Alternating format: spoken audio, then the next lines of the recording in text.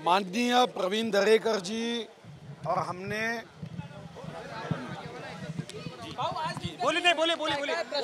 क्या जायजा लिया? मराठी लाईव्ह आहे, आप लाईव्ह आहे। माननीय प्रवीण दरेकर जी व मी स्वतः आम्ही विधानसभेचे माननीय उपाध्यक्ष श्री नरहरी झिरवळ साहेबांची व विधान भवनाचे सचिव श्री राजेंद्र भागवतजी यांची भेट घेऊन उद्याच्या आसन व्यवस्थेच्या संदर्भात, सुरक्षा व्यवस्थेच्या संदर्भात आणि विशेष करून सन्माननीय काही आमदार जे आजारी आहेत त्यांच्या वैद्यकीय व्यवस्थेच्या संदर्भामध्ये चर्चा केली, संवाद केला। उद्याच्या विश्वासदर्शक प्रस्तावाच्या संदर्भामध्ये या ठिकाणची सुरक्षा ही अतिशय उत्तम असावी, पूर्ण असावी यासाठी त्यांच्याशी चर्चा केली। सन्माननीय उपाध्यक्ष महोदयांनी व विधान भवनाचे सचिव श्री राजेंद्र भागवत यांनी आम्ही मांडलेल्या सूचना व त्या संदर्भामध्ये कार्यवाही करण्याचं आश्वासन दिलं। वर्तमानपत्राच्या माध्यमातून, चॅनल्सच्या माध्यमातून काही लोक ज्या पद्धतीच्या धमक्या देत आहेत, गुंडगिरीची भाषा करत आहेत, अशांतता निर्माण करण्याचं भाष्य करत आहेत, या सर्व गोष्टींकडे गंभीरतेने लक्ष द्यावं व प्रत्येकाला सद्विवेक बुद्धीने मुक्त वातावरणामध्ये आपला लोकशाहीचा अधिकार या लोकशाहीच्या पवित्र मंदिरामध्ये बजावता यावा। कोणत्याही दानव प्रवृत्तीने या लोकशाहीच्या पवित्र मंदिरामध्ये कोणत्याही पद्धतीचा हमला करण्याचा प्रयत्न करू नये, ही गंभीरता ही आम्ही विधानमंडळाच्या सचिवांच्या व माननीय उपाध्यक्ष महोदयांच्या लक्षात आणून दिली।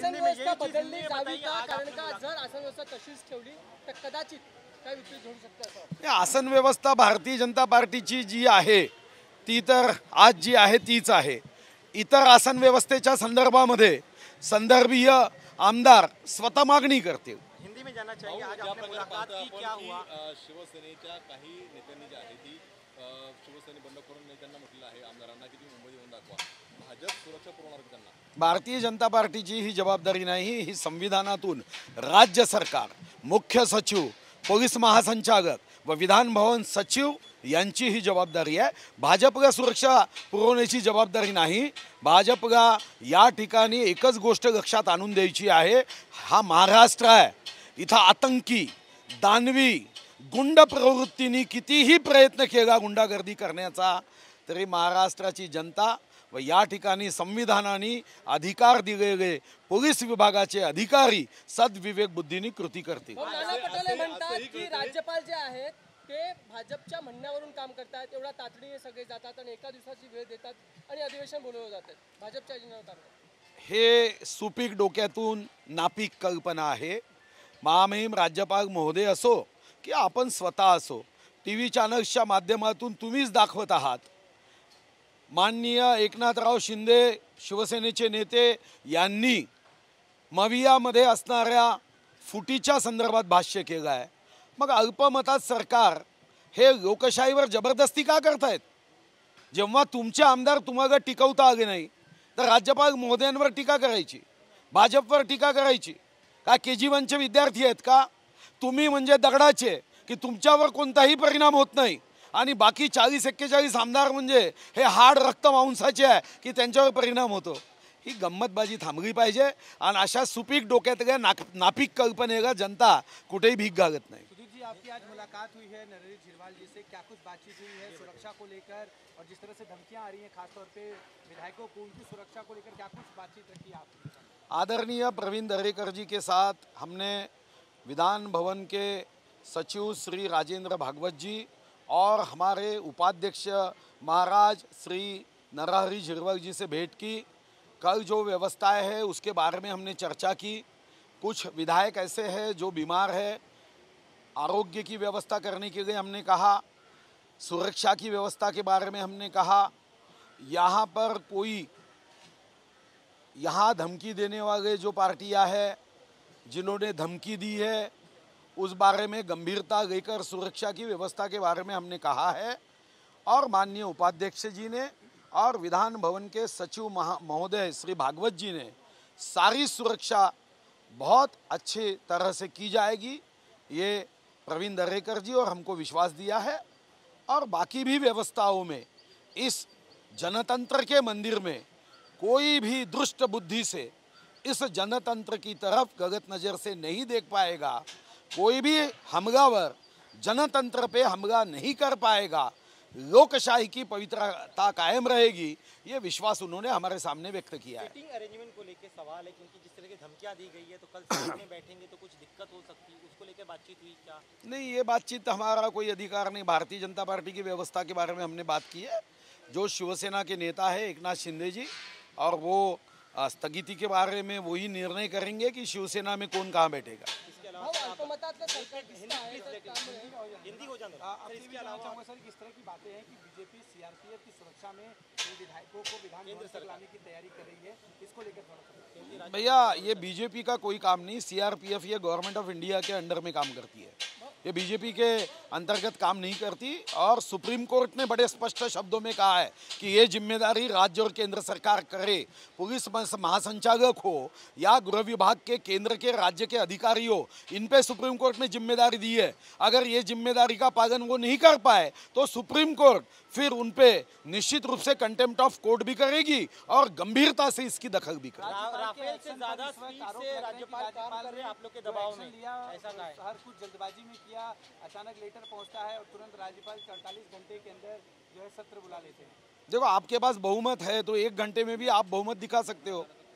अगर आपके पास 2 हाथ है तो 2 हाथ दिखाने के लिए आपको क्या 30 दिन की मुदत लगेगी? हाथ है तो 5 मिनट में हाथ दिखा सकते हो।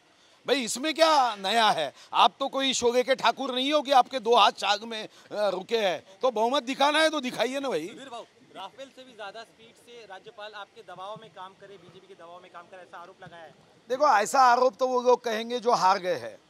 बाजीगर लोग ऐसी फालतू बातें नहीं करेंगे। ये वो लोग हैं जो हार गए हैं और बेमतलब अपनी शूरता वीरता का प्रमाण पत्र देने की एक नापाक कोशिश कर रहे हैं। भाऊ, पुरेसा वेळ जे आहे राज्यपालांना देण्यात नाही आलेला आहे, असं इकडे बोललं जाते, त्याबद्दल काय म्हणा? नाही, शेवटी महामहिम राज्यपाल महोदयांची संविधानाच्या माध्यमातून ही जबाबदारी आहे। संविधानाने सांगितलं आहे की अस्थिर सरकार नको।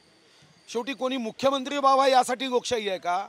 एखाद्या व्यक्तीने खुर्च्या तोडाव्या मुख्यमंत्री पदावर बसून यासाठी लोकशाही नाही आहे।